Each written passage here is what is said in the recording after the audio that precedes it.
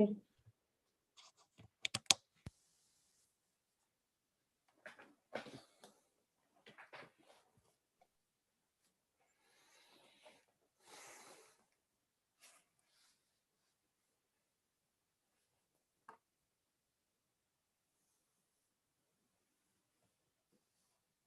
Hi, good evening. My name is Subhashree Dutta, and I'm the managing partner for social entrepreneurship at the 𝐁𝐮𝐢𝐥𝐝𝐢𝐧𝐠 Institute. The topic for today's panel discussion is building resilient livelihoods for the underserved. This is being co-hosted by the 𝐁𝐮𝐢𝐥𝐝𝐢𝐧𝐠 Institute Center for Social Innovation and the Buddha Institute. The 𝐁𝐮𝐢𝐥𝐝𝐢𝐧𝐠 Institute has a focus on building resilient livelihoods by partnering with governments, markets, and civil society.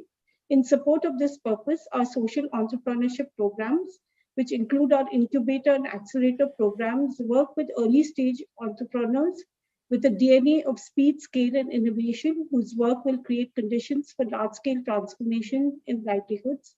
The Buddha Institute works with development entrepreneurs with the aim to transform lives in the poorest of communities, to build a modern, inclusive India, and to groom the leaders of tomorrow to develop as entrepreneurs to bring about this change.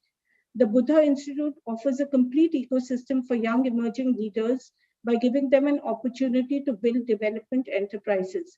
I'm honored to have an esteemed panel comprising Arya, Ananth, Aravamudan, and Kashyap Kompella. Arya is a social development entrepreneur and author who has founded and developed multiple social development organizations which have been successfully working to transform rural livelihood opportunities and poverty alleviation among the poorest of the poor in India's villages. He is the founder of Buddha Institute and also the founder and former CEO of 𝐁𝐮𝐢𝐥𝐝𝐢𝐧𝐠, a leading NGO in India in the sustainable rural livelihood management space and empowerment of rural women. He's an alumnus of IIT Kanpur and IIM Ahmedabad. He was also a UNIP Fellow at Tufts University. Ananth Aravamudan leads the energy practice at Villgro, which is one of India's oldest social enterprise incubators. His career spans 2 decades of technology development, product R&D, and more recently, developments of technology-driven social impact programs. He was responsible for the creation of 𝐭𝐶𝐻 Foundation, which looked into the use of renewable energy and sustainable technologies in the fields of education, agriculture, and livelihood generation. Ananth has an engineering degree from Bangalore University and was a fellow of the 𝐶𝐻 School of Business School, University of Oxford. Kashyap Kompella is an award-winning industry analyst, best-selling author, educator, and CEO of RPA2AI Research, a global industry analyst firm focused on automation and enterprise AI. Kashyap has over 20 years of experience and is widely recognized as a thought leader on enterprise artificial intelligence, automation, and other emerging technologies. He's an advisor to iDream Career, a career counseling startup, helping them increase their impact and help underserved segment. Kashyap has an engineering degree from BITS Pilani, an MBA from ISB Hyderabad, and is a CFA charter holder. He also has a Master of Business Laws degree and a postgraduate diploma in intellectual property rights laws. Thank you to our panel for joining us today. Mahatma Gandhi said, poverty is the worst form of violence. We need entrepreneurs who can go beyond making profits to improve the lives of the underserved, thereby empowering the poorest to live dignified lives. Unshackling bottlenecks for this underserved stratum is key to unlocking the potential of India. I'm honored to have this distinguished panel today that will discuss how we can build resilient livelihoods for the underserved and talk about some of the change transmitters that can solve these challenges and the role of technology in bringing about this change. I will start with Ved. Ved, you've had a long history in social development. Can you talk about your experience in enabling livelihoods in the rural sector? And what are some of the lessons you've learned along the way? I am so pleased to be here and participate in this discussion. India continues to have close to 30% poor. 73% of the wealth in 2017 went to 1% of the people. In this case, in the situation of inequity, We think some solutions have to be found.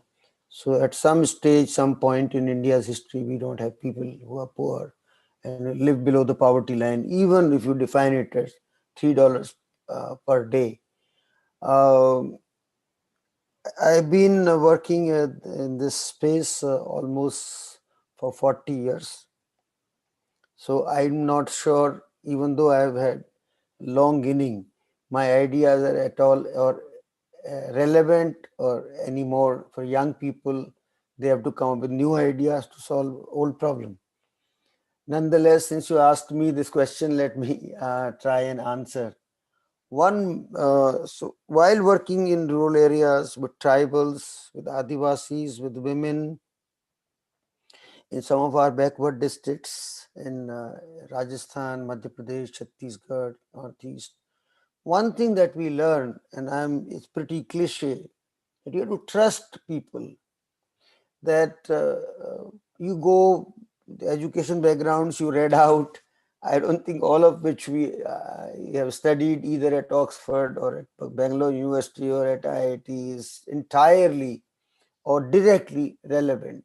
So I don't want to quote any Chinese saying, but what I found was that in the first experiments that I did for setting up lift irrigation schemes failed. So because I didn't understand the local politics or local dynamics and so on. So we have a lot to learn, but we have to trust people because they ultimately will be the ones that have to own the ideas that you may bring. And they have to take it forward among their communities, and they are the ones who, if the solution is working, they will scale, because everybody today wants to say that we should scale and have a scalable solution. The first major thing is to trust people. Second major thing is to do direct action. I would recommend my friends who are attending, who are listening to me, direct action has been a very, very important part of my repertoire or my belief. And let me give you an example. After having worked in Pradhan for 13 years, I began to think that I should do something else. And we did some fantastic projects with the World Bank. I'm talking about 97, 98, 2000. And then we had two options. I had offered from the World Bank to become the leading M&E, monitoring and evaluation practitioner for all their projects in India, or something else. My colleagues who were working with me, they said, oh, it will be great. But I said, consulting is like a fixed deposit. Moment you start using, it starts to decline, you lose the money after some time. Direct action is the one I chose, and I set up 𝐁𝐮. So that is why I am recommending that direct action means directly working with community wherever they are. Even at this age and this time, I go and I learn a lot when Buddha fellows who are young at the age of 25, 30, they are working on any project. It's a great source of learning. That is my second thing. Third, I would say that nothing is, oasis is in desert is not the solution. We have to collaborate. Just like the Nudge Institute is saying, we should work with government, we should work with the private sector. I propounded the idea of government NGO collaboration in Pradhan. We did a study with Ford, and we found that there are equal and more committed people in the government. We found lots of allies. If you look for, they will be very, very hardworking, even more hardworking than the NGOs we claim we work hard. So collaboration is the way to go. So these are the three lessons I have learned in my, I can't call it career. This is what I work, and I'm stuck here for so many years. So thank you this is so what much, I think. Javed. Trust, direct action, collaboration, really things that we should live by. Moving on to Ananth, who's also done a lot around powering livelihoods. They have a flagship energy program at Villgro, which is called Powering Livelihoods. Ananth, can you talk about your experience on how entrepreneurs are bringing unique products, tailored business models, and holistic thinking into powering rural livelihoods?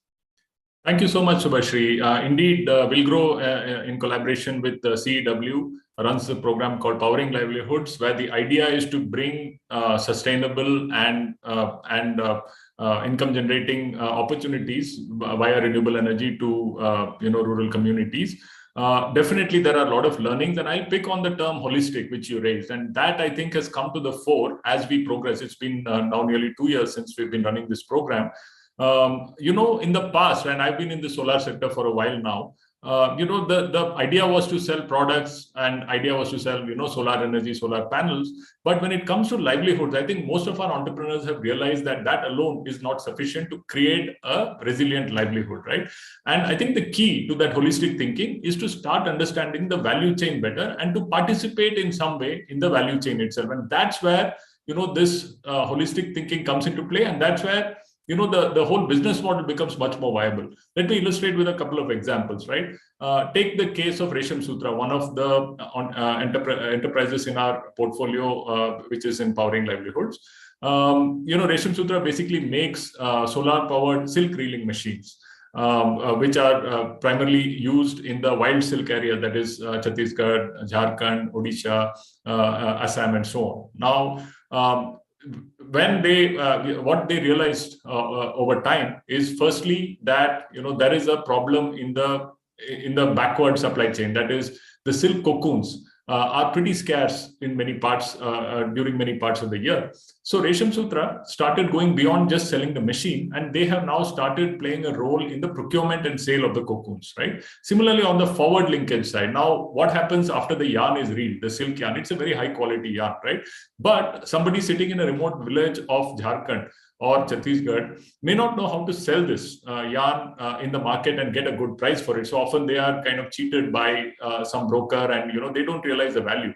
So that's why ରେଶମ has also started playing a role in the forward linkage, where they take the yarn and they sell it or they make it available at much better prices to people who are willing to pay the price for an organically developed and sustainably developed yarn, right?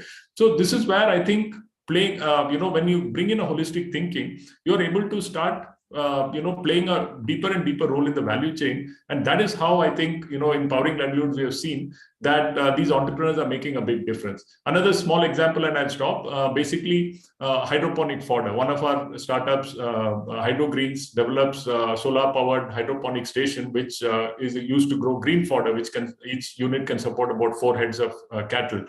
During the off season, when fodder is plentifully available, the same unit can be used to grow mushrooms. Now, in a village, they don't know what to do with the mushroom because there is not much of a local demand for that. Whereas in an urban area like Bangalore or Delhi or Hyderabad, you can actually command a very good price for those mushrooms, right? So again, HydroGreen's role cannot end with just selling a machine and telling the people you can grow mushrooms, right? They need to, if they want to make the business model a success, they need to have a way of linking those mushrooms to the market which is able to pay, and they have started playing a role in that. So this is again another example of getting deeper and deeper into the value chain, and that's how I think resilient livelihoods can be built. Subhashree.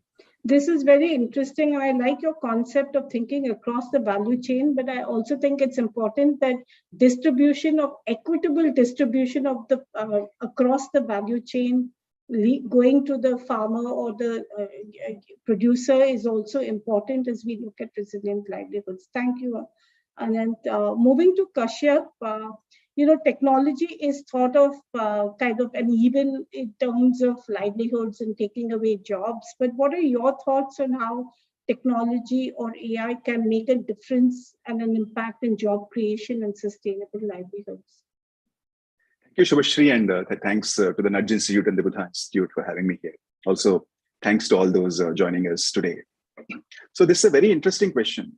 So there are different facets to how artificial intelligence will directly and indirectly impact job creation and sustainable livelihoods.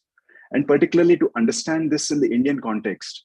So we first need to look at the opportunities it creates for our technology sector, the gig economy, and how automation of blue-collar jobs plays out in India, social safety nets, and finally, some direct applications. So I want to look at each of these things and I'll quickly summarize. So when we think of artificial intelligence, currently, I mean, AI is, it may come as a surprise to some people, but it's a very services intensive business. Automation is not going to build itself, right? So this is perhaps one of the biggest opportunities in a generation for India's IT sector. So there are like literally 100 billion opportunity in the next 10 to 15 years for the IT services sector to capitalize on. So build from India for the rest of the world as they adopt more Industry 4.0 or automation kind of things. So that, like the current growth of the IT industry has shown, it creates so much more other secondary jobs and ecosystem around that. So that's the first part. The second thing that often comes up is what kind of jobs does it directly create? Like you see digital and AI, you see that happening in the platform or the gig economy. So a lot of India's workforce is already in the informal services sector. And the gig economy is sort of a semi-formalization of some of these jobs you see in e-commerce companies, delivery companies, and other companies. So the question that comes up is, are these jobs only stopgap? Are they really sustainable, etc.? I don't want to get into that, but that is some of a few million jobs are going to be created directly around that. A very interesting play next is, how does automation of blue-collar work play out in India? So when we talk about AI and automation, there are always this fear of what happens to jobs, etc. But India has a very unique relationship with automation. For example, if we look at bank ATM machines, each ATM that is installed in the West, they fear that it will replace bank tellers, etc. It hasn't proved out to be the case even in the West as well. But in India, each ATM that is created, according to me, creates like 2 additional security guard jobs. And the same situation with like automated toll booths on highways, etc. Each of these creates like 2-3 additional jobs. I think so. Our relationship with automation and technology is sort of not directly competing with the labor force in some cases. But the biggest impact at this point in time that AI can have is in making the government programs more effective. Like I briefly mentioned the gig economy. The criticism against that is probably there is no social safety net around those kind of jobs. And this lack of social safety net, even where they alluded to it in terms of inequity and inequality. So how do we make the government programs more effective? So AI and analytics, they give us a great opportunity to make sure that we target the right beneficiaries, plug the leakages in the public welfare benefit distribution, etc. And also the government revenues, ensuring that the government gets it due in terms of tax revenues, ensuring that it collects the taxes that are due to it by using the AI and analytics more effectively. So that's one of the biggest areas that we can see an impact. But this is again indirect impact on livelihoods. So as the pandemic has shown, from a direct point of view, the biggest need is that we need to take opportunities to where people are. The story of India's growth has been a lot of people have been moving to urban centers in terms of livelihoods. So is it really possible to create jobs in small cities and towns? And after the pandemic, a lot of the people really say, we don't want to move to migrate, or some of the migrants have moved back to their own things. So I want to give an example of a company called NetEnrich. So this is a company that is that develops an AI platform which is uses in cybersecurity, IT operations, and cloud infrastructure. So it serves global Fortune 500 clients, and half their workforce, really 400 IT engineers, software engineers, are based in a place called Bhimavaram, which is like a small town 500 kilometers from Hyderabad. So this is something that could not have been imagined a few years ago without digital technologies. So it also grows the ecosystem in places like Bhimavaram. And lastly, about sustainable livelihoods, the digital technologies, they give us the opportunity to bring knowledge and training to their doorsteps. So you mentioned IDC career, iDream Career, for which I serve as an advisor, started this recently. So in India, we also know that we are forced into certain limited career choices because of pressures or whatever, but because of societal pressures or whatever. And a lot of us really don't know what are those opportunities that are available beyond the engineering, accountancy, medicine, etc. So companies like iDream Career are really taking this knowledge about career counseling to the smaller villages and towns, to non-English medium students, underserved students, etc. To so sum it up, in all of these things, technology plays an enabling role. It's a scale enabler, but there is a need. I think Ved also mentioned this. The government, public-private partnerships, entrepreneurships, all of these. It's really a team sport to make this happen. So I'll stop there. Thank you. I agree that technology is really a scale enabler, and I love how you say that we have to take opportunities to where the people are. Moving back to Ved, what are the inherent bottlenecks that you see that need to be unlocked to really serve the underserved communities to access livelihoods?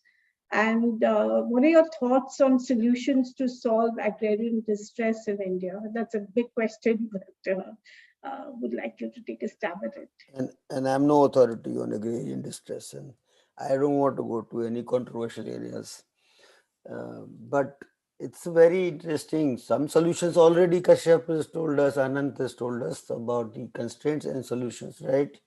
Even AI, this is the first time I'm listening to such an articulate, what should I say, the benefits, positive benefits of AI.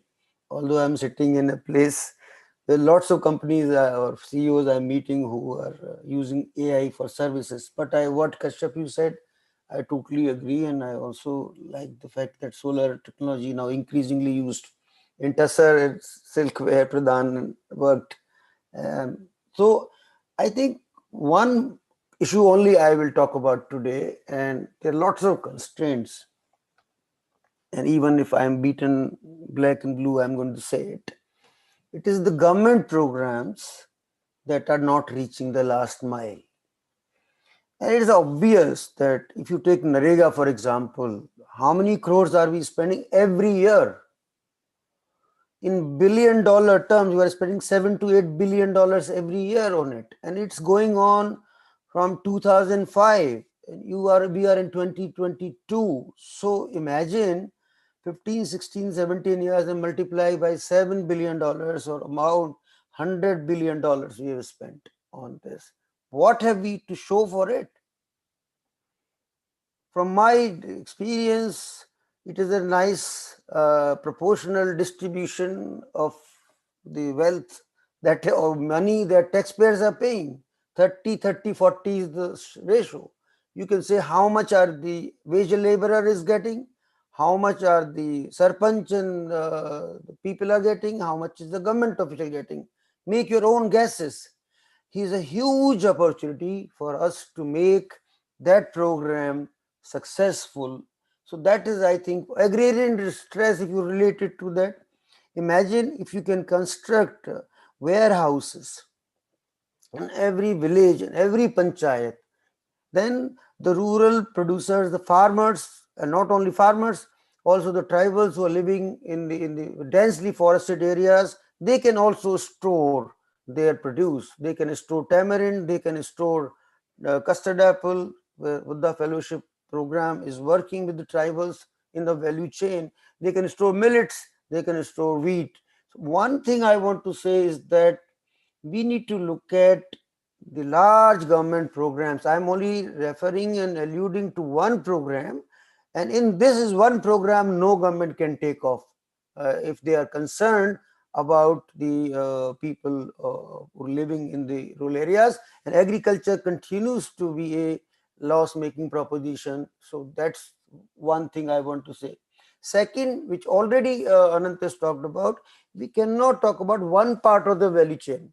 So in 𝐁𝐮𝐢𝐥𝐝𝐢𝐳, I'll give you an example. I started working with water. We started doing watershed, we started building talabs and ponds, we started working on the canal irrigation schemes to reach the tail end. We did all that. Then we found that that is not enough.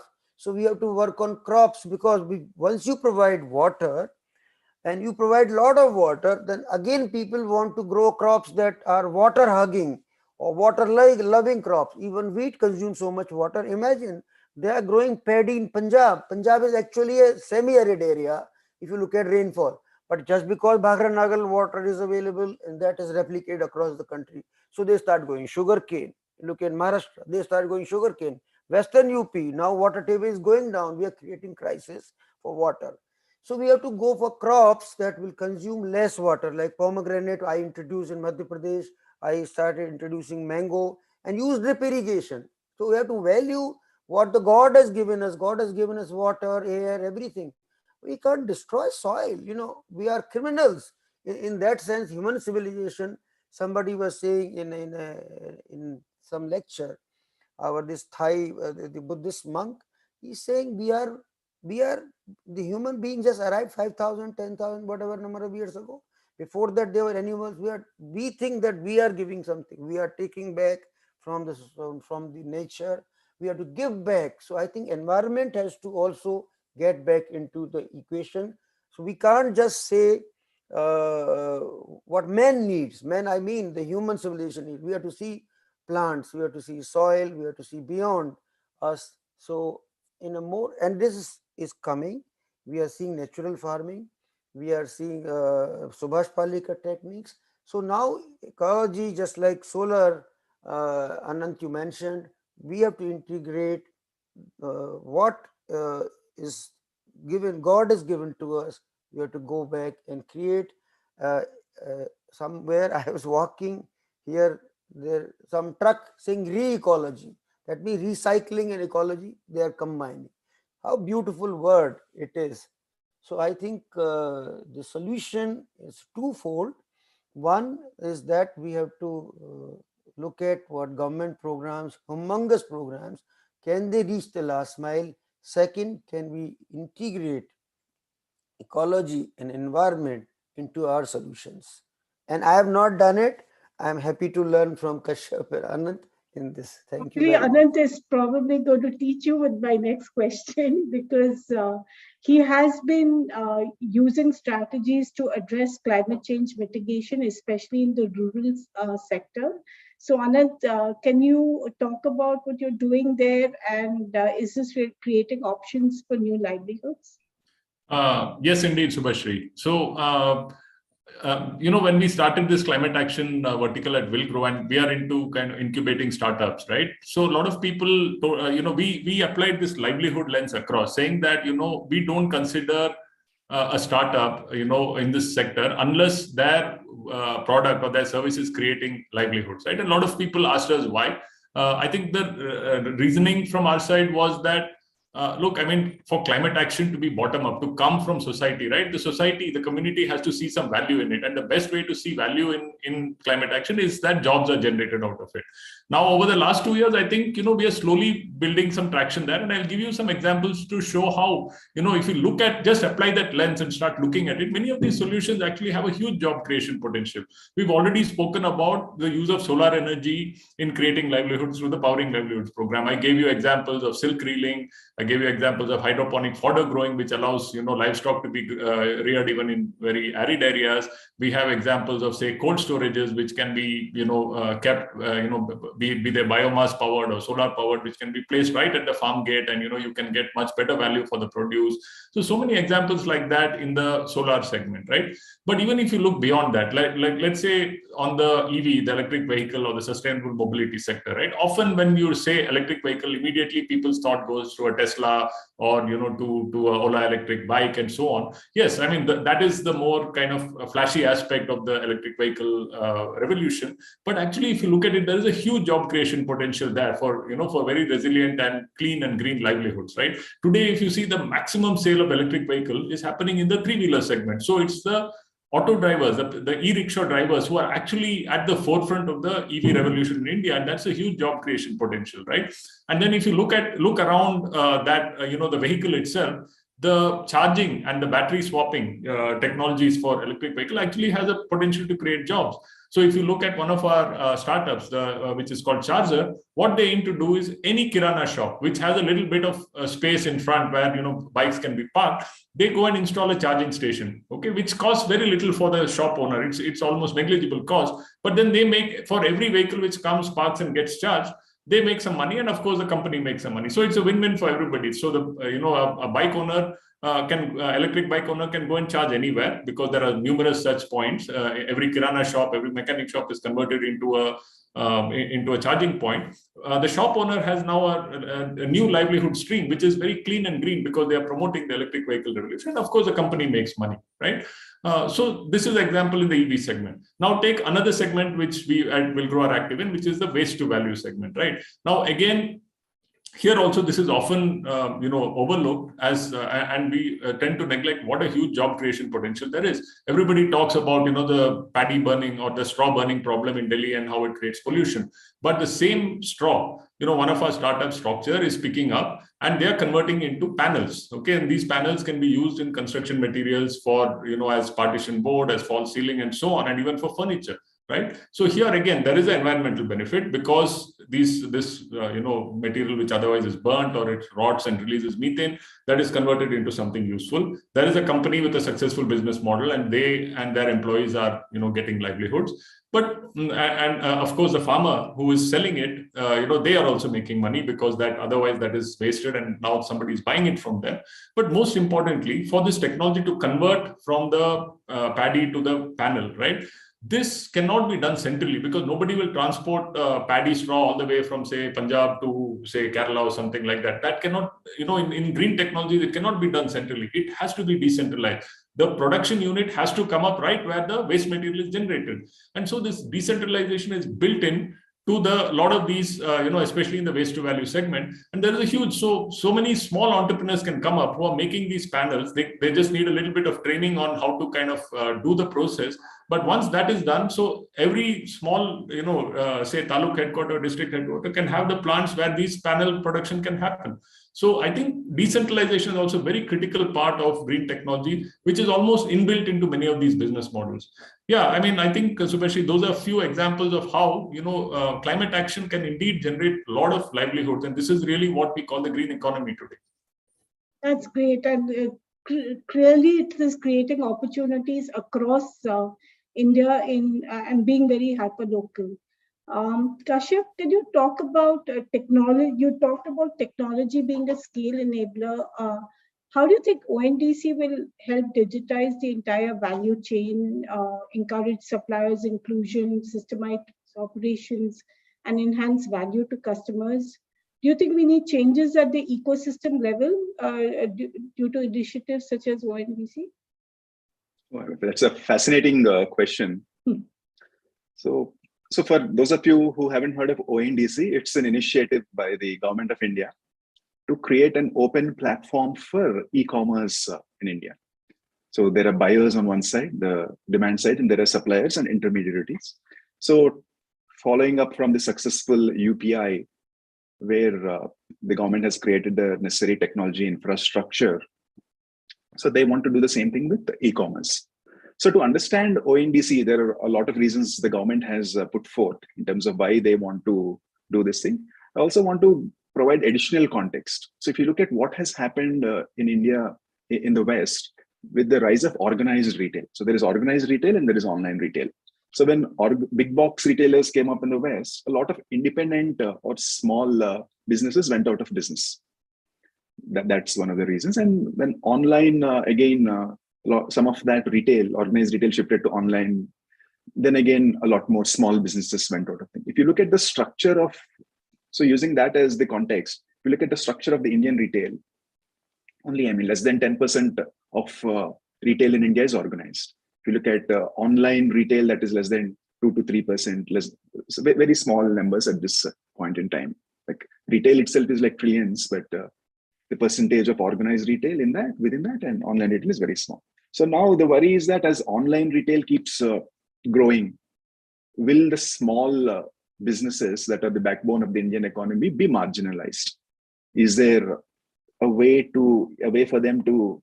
So if you look at the structure of the current Indian online retail, it is dominated by 2 companies plus 2 other companies, 2 plus 2. There is Amazon and Flipkart, Walmart, plus Reliance and Tata. So now, what is the outlook for this ecosystem?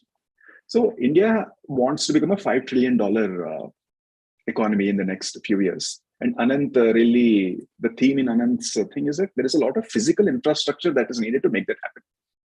So that there is, so when we look at a modern economy, It needs both physical infrastructure as well as the digital infrastructure. I see ONDC as a part of an open digital infrastructure or digital commons of the country. So whether it will be really successful or not is not just based on the platform itself, but how does the Indian economy itself grow? And it is not like, I mean, in the media, it is being talked about, will ONDC take share away from existing incumbents, etc. But my conception is that, like I pointed out, it's very small. Organized retail and online retail are very small. So the whole pie is going to grow as the middle class keeps increasing. People take up the benefits of online retail, etc. So some benefits that will accrue are that, I mean, Ananth again mentioned hyper-local, or you mentioned hyper-local. So a lot of waste in e-commerce, if you're able to match local buyers with local sellers, there is a lot of green impact that can happen because of that. So a lot of secondary benefits will flow from that. And I think in the short term, the success is going to depend on whether there is going to be enough supply side people embracing the platform, and more importantly, on the demand side. If you look in e-commerce, for example, for all the private e-commerce players, whichever sector they are in, a big operations cost is customer acquisition cost. If they're not very profitable, that is because it's tough to acquire customers. So what is the strategy for the people who are embracing ONDC? So it depends on that. But instead of short term, if we take a 10-year horizon, this is probably going to be a part of the digital infrastructure of India, like how the Aadhaar has become, or some of UPI has become. And so the teams backing this is really, a dream team. The people who have brought in several major technological infrastructure projects of the country. So if it doesn't perform as well initially, probably they will course correct and make necessary corrections. So in the long term, it's a good, it's going to be part of India's digital infrastructure. And that infrastructure which would be available across India, right? So that is encouraging. It's open, yeah. Open and available for everybody. Yeah. I'm going to shift to Ved now and talk a bit about women's entrepreneurship. Ved, part of our outreach includes Pragati, which is sponsored by Meta, which focuses on women's empowerment and solving for large-scale social problems through women's empowerment and through technology. You have had some experience in enabling women in rural livelihoods. Can you talk about what that experience? I think resilience is the word that applies to women much more than the brittleness of men. I think we tend to crack up much faster and easier it is to disturb a man out of his confidence. Then I have found, see, in women, my direct experience, I will talk in two parts. One, women's resilience per se, as I witnessed directly, and I talked about direct action and trust in people. These two things, if you combine, we found that in the villages, in the leadership of women in the villages through SHGs, self-help groups and their federations. And then I'll talk about entrepreneurship also, which I am seeing in one of the Buddha fellows called Preeti as well. So I'm also conscious of time. So I would just say that I think women flourish in the current state where we are in the world in groups. And we found that that moment we began to bring them together, take care of the savings and credit is one part, but they found that together they could do a lot of things. The smaller groups particularly are better. With 10 or 12 women coming together, they find affinity, they find common things to talk about, and they want to build a future for their families and for themselves and for the communities. That I have seen in districts like Tonk, I have seen it in Chhindwara, and I have seen everywhere.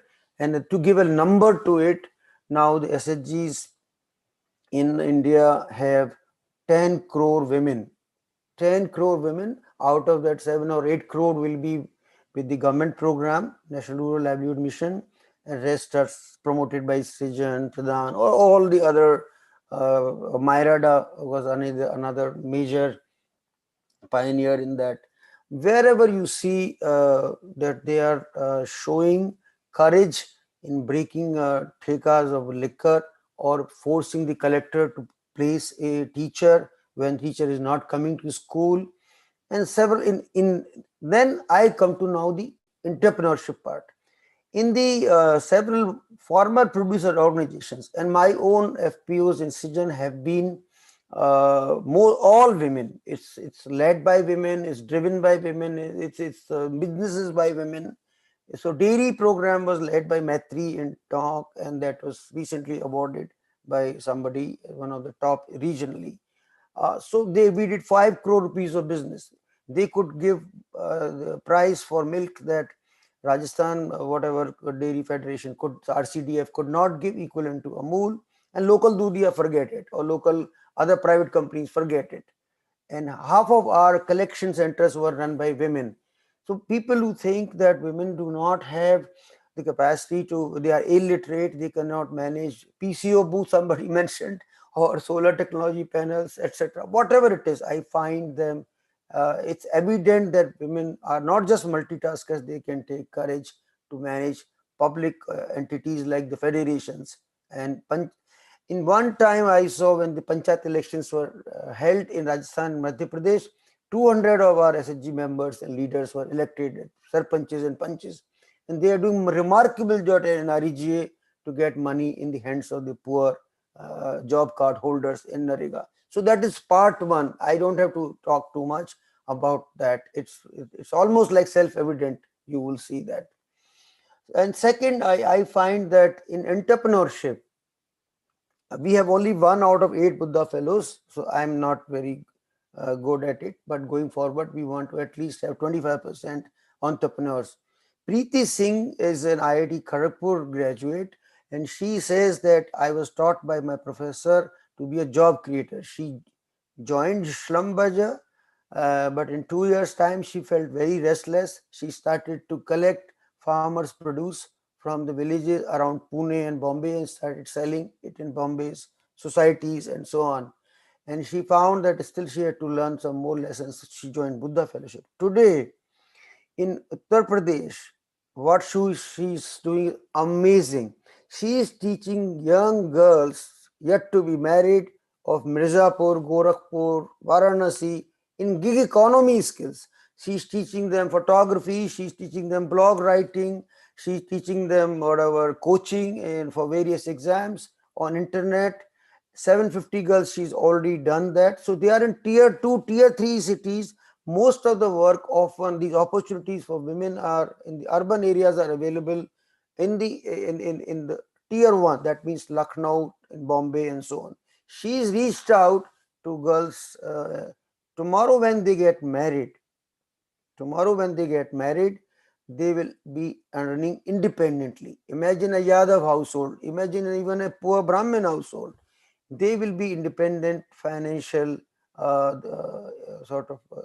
they will bring bread to the family, not just be the chula wali. They will not just raise children and cook meals when the husband comes home. Of course, there are many men who still say that when I come home I should get hot meals, that's why I married. But those notions, will be shocked out of their wits that these women, Preeti is changing, and Preeti has already raised, you won't believe, almost $480,000, almost 3.6 crore. She herself has raised.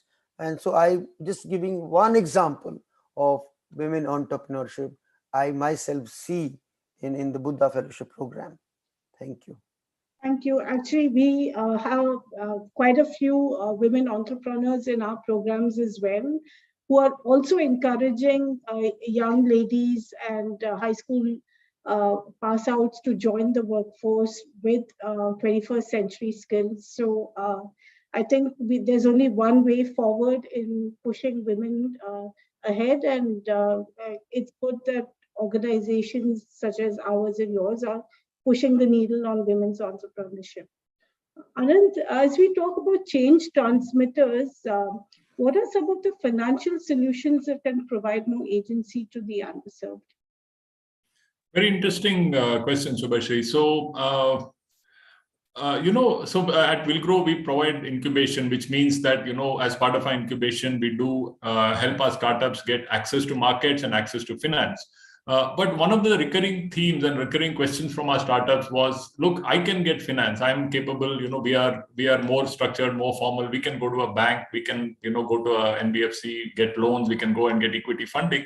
But the customers who buy our products, right, be it energy product, be it, say EV related, or be it waste to value kind of production units, I think they are struggling to get money. So the end user financing, as we call it, this is a huge problem. And therefore, the affordability of some of these climate resilient technologies is in question, right? So we set out to look at this and see how best, it can be solved. And, the good news is there are many ways in which this whole affordability question can be looked at.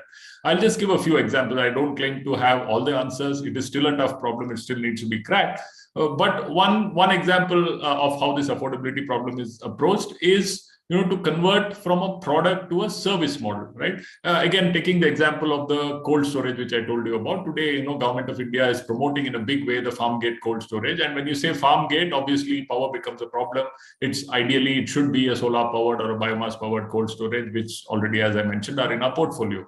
But again, at a cost of, let's say, a solar powered cold storage of, say, 5 metric ton, fully solar powered would typically be at a cost of around 8 lakhs. Okay. And this is, again, even if you go to an FPO, which is a typical model, affordability becomes a huge problem, right? FPO also does not have that kind of finance at its disposal. So what these entrepreneurs have started doing is to go for a service model. So they say that, look, I will come and install the cold storage. Maybe there is a certain earnest money or a base money to be paid, which is very, affordable. But after that, you pay me for every kg of produce that you keep, right? So it becomes a cooling service, cooling as a service rather than a cooling product which is being sold. When this happens, automatically it becomes affordable, right? Because now there's a direct correlation between the, the product which is kept in the cold storage, which of course fetches a better price because it is fresh, it can be preserved for longer time and so on. And they are actually paying for that service rather than trying to buy a cold storage and place it, in their farm. So this is an example of how affordability can be made better, and one, financial innovation. The other things, are kind of around the blended capital or blended finance, which you hear about a lot, right? And again, this as applied to end user financing, right? So, often the reason why, say FPO, and Ved mentioned that they have so many successful women FPOs.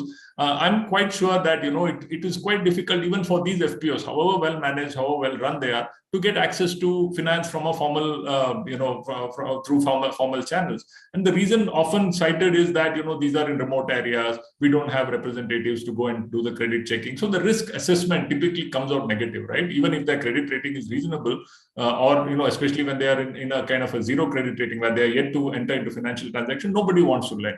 So what we have done as an experiment or as a pilot is to have some kind of a first loss default guarantee. In other words, a guarantee fund which will give little more confidence to the banker or to the non-banking financial corporation to go and lend to them. So basically, these funds are placed at the disposal or in a kind of a guarantee account. So in case, for whatever reason, that account becomes an NPA, then they can dip into and take from the guarantee fund, right? Most often, typically, it never happens, right? Because these people, because they depend on these products and solutions for their livelihood, it is very unlikely that they will default on the loan. But in that remote event, there is always a default guarantee, right? So this opens up credit again for the end users. Similarly, we use an instrument called interest subvention, right? Sometimes, because of various factors, the interest rate when it finally reaches the end user goes very high. 19%, 20%. So buying a product of say 50,000 rupees, which of course generates livelihood, but paying at an interest of 19%. See, you or me, if you take a bank loan for a house, you're paying, 10, 11%, but here you're paying 19, 20% because of various other factors.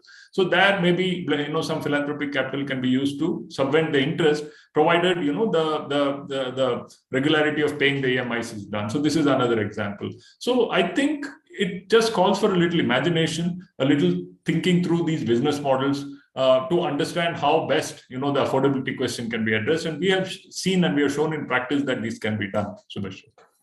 No, that's interesting. And I think there's no dearth of financial capital, but we need innovative solutions such as you are creating to actually give access to financial solutions and unlock the power in the underserved communities. Kashyap, how can AI and technology be used in the agricultural sector and for rural livelihoods? And if we were to take a pulse on that journey, where are we in that journey? What would be your take? That's a question that resonates with me personally because I come from a family of farmers. And see, the biggest technology right now, and a lot of the people with gray hair will know this, that the biggest technology that the Indian agriculture sector depends on is the cloud. I mean, not the cloud technology, but the actual monsoons. So nearly half of our farms depend on rainfall. So if there is a good monsoon in a particular area, the farmers are happy. The rural demand picks up. They have money to spend more. Companies in different sectors do well, etc. So when I was a child, like we used to get new clothes for Dasara. If the rainfall was good, the crop was good. We used to celebrate that festival times. Some of the younger folks may not realize that even after all these years, the monsoon still drives a lot of how the economy performs in India. So 20% of the GDP is agriculture sector, 40% of our population is actively engaged, not the workforce, but the population is actively engaged in agriculture. So like Ananth talked a lot about creating the physical infrastructure, the supply chain, the cold storage infrastructure, etc. So if we look at technologies, there is like the actual physical infrastructure technologies, the technology-enabled supply chain, cold storage, and whatnot from farm to fork. And then there is the digital technologies, and on top of it is the AI part of it. So let me just take a quick stab at addressing those things. I'll use a couple of examples. So there is a company that I know called Jagdish Marine Exports. And so they export seafood, as their name suggests. So they use, in general, in the Indian agricultural sector, the adoption of technology is not quite high. So, but these people, because they're an organized sort of a large player, they use technology through the value chain of activities. Again, in a place called Bhimavaram, from which I come from. So they have created 3,000 well-paying jobs in this company, and 75% of that are women. So they're trained in the trade and get absorbed in the company. So these women, they talked about how women empowerment is so important. These women otherwise would have to work, probably they wouldn't work because there are no opportunities in smaller towns, or they would work in a retail shop, which probably pays a third of what they get paid. So they also offer, as they expand, the logistics or cold storage as a service that Ananth mentioned. So there are a lot of agri-tech entrepreneurs like Jagdish Marine Exports who toil away from the spotlight, creating so much opportunity and livelihood outside of them. So when I asked them what is the support that they need, what kind of technology they need, this also came up in the earlier comments that they need reliable electricity. So before we talk about AI, I mean, we can't, obviously there are very specific examples of AI in the agri-tech value chain.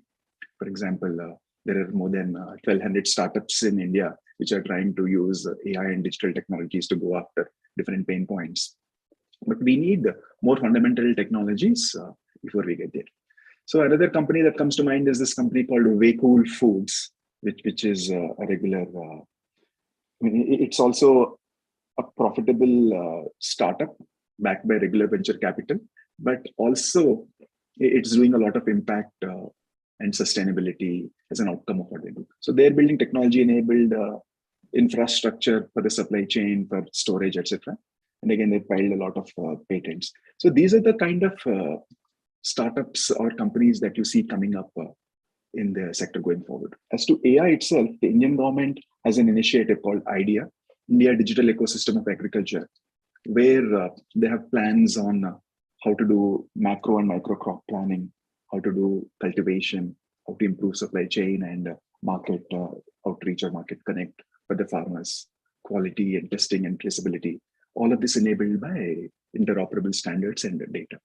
So we talked about ODN or the ONDC in the e-commerce space. So the similar idea is there to create a platform for data exchange, but I see this as a more future forward pilots are going on at this point in time. So as we actually increase the physical technology-enabled physical infrastructure like supply chains, cold storage, etc., then the next stage to take that forward would be initiatives like IDEA, the digital ecosystem for data exchange in India.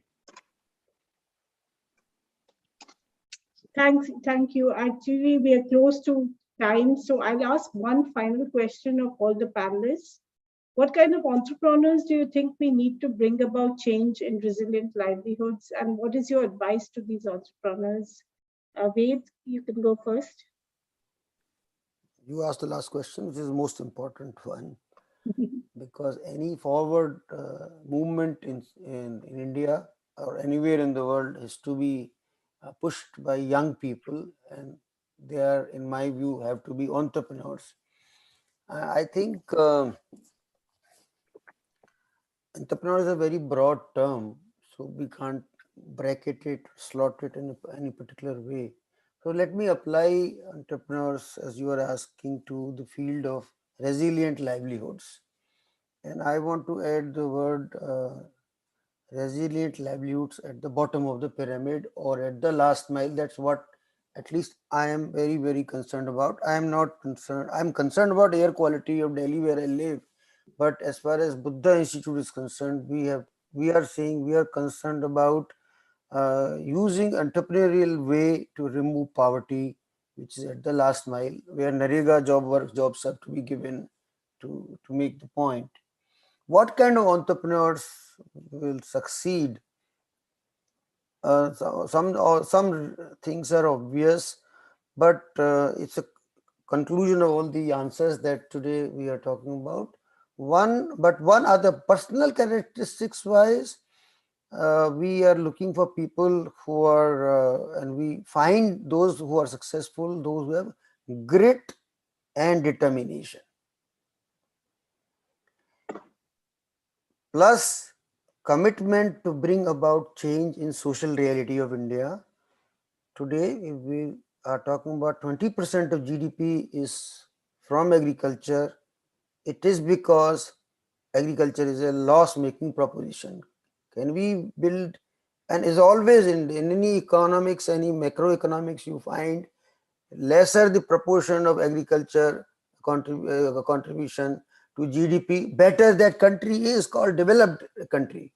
But I think when we have, even if we go by the figures, that 40% population is actively engaged in agriculture, that means multiply that by 1.3 billion. Still we are talking about 50 crore people are in agriculture. Therefore, grit and determination and a personal commitment to reduce inequality in terms of wages, in terms of employment, in terms of income from occupation, or in terms of entrepreneurship at the grassroots is one major thing. Second is that what that means is often that you have to work not in White Field in Bangalore or Brigade Road in Bangalore. It means actually sitting and working in Hubli at least, or sitting and working in Anantapur district, if not in the villages. So that is required for you to be. All our offices in Srijan were at the block headquarters, because not just we want them to go, and we are not sadistic people, but the community can come to you, women can come to you. That's to create that. So Buddha fellows are in Guntur or in Varanasi or in Kanker district of Chhattisgarh, because that's where the community is. So that is one part we are looking for in entrepreneurs. The second part we are looking for in entrepreneurs is that those who are not just explorers of new ideas, but have the staying power to convert this into a POC, but don't stop at POC, the proof of concept, but convert this to an entity, register it. And we are saying that for-profit enterprises, and imagine Ved, Arya saying, or anybody from development sector saying not for profit, I am saying for profit, because we have to create sustainable enterprise. I have seen Rakesh or other Buddha fellows working at reducing cost of, say, producing a 1 kilogram of cake of tamarind. So they will work at reducing cost, and still they have to buy it from the same community who is selling it to conchias, who are the traders in tamarind. So I think what for-profit enterprise does is that it works at reducing cost, and the technologies of freezing custard apple and also all the storages of cooling is required at that level. So bringing technology and also finding a solution that will convert itself into a for-profit sustainable enterprise is needed, because that will also bring private capital, like what you talked about, FLDG and other things. We can bring those capital. That capital does not come otherwise to the NGO sector. So that is what is. Those are the people, and we've got, and we will get more people, and there are many in the audience. I would say that we need to have those entrepreneurs, because every Indian wants to become an entrepreneur today. Let's build on that aspiration that we have in our country. Thank you, Ved. Ananth and Kashyap, any last thoughts to add to what Ved said? I can quickly I completely agree with Ved in terms of, the immersion in the problem domain and not sitting in a conference room and designing your solution. But, I think the entrepreneur of the future to build resilient livelihoods has to be there, understanding the problem very well along with the communities or along with the end customers whom they are hoping to serve. But I think another very important thing I'd like to add is that, they have to think of scale, because ultimately we have seen too many solutions which prove something, the proof of concept, as Ved mentioned. It proves that, yes, this can be done, but then it fizzles out after that, right? And we really want that scale to happen. We want, hundreds of thousands of people to get impacted. And for that, the entrepreneur has to have that scalability in mind. They have to build their systems, their operations, their organizational structure, all this with a view to scale it up, because otherwise, I think it will not be effective in creating resilient livelihoods. Yes, I think I'll stop there and maybe ask Kashyap to add his views. So I agree with almost all of what Ved and Ananth say. So they say overnight success takes 10 years. So somebody has to have that staying power that Ved mentioned. So I mentioned 4 companies, and entrepreneurs really come in different shapes and sizes. So one thing where I have a slight thing is like, do you really need to be in the trenches? Obviously. So Net and Rich Raju Chekuri, he is actually based in Silicon Valley, but he's actually created these jobs in rural Andhra. So Jagdish Marine Exports, he is an engineer who's moved back from Bangalore to rural Andhra and created this impact out there. iDream Careers Ayush Panchal, investment banker, dropped out of investment banking to do this venture based in Delhi. Way Cool Foods, Karthik Jayaraman, McKinsey alum, and then doing this in Chennai, based out of Chennai. So what you need to really have is that staying power, that vision for scale, and also a love for India. This is truly the last point is this is truly the age of the entrepreneur. So stay hungry, stay foolish, create sustainable livelihoods. Thank you so much. So as I said at the beginning, the Nudge Institute is running an outreach for our first ever livelihoods cohorts of the Nudge Incubator and the Accelerator. These programs offer an innovation grant, dedicated mentoring and sector connects.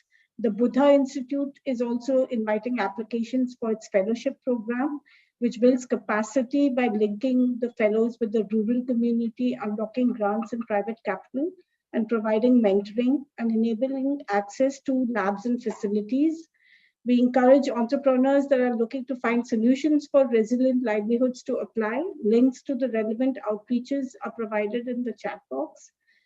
Thank you once again to this panel for this great discussion, which brings focus on how we need to have more entrepreneurs that can act as change transmitters to solve for some of the wicked problems that we face and enable resilient livelihoods.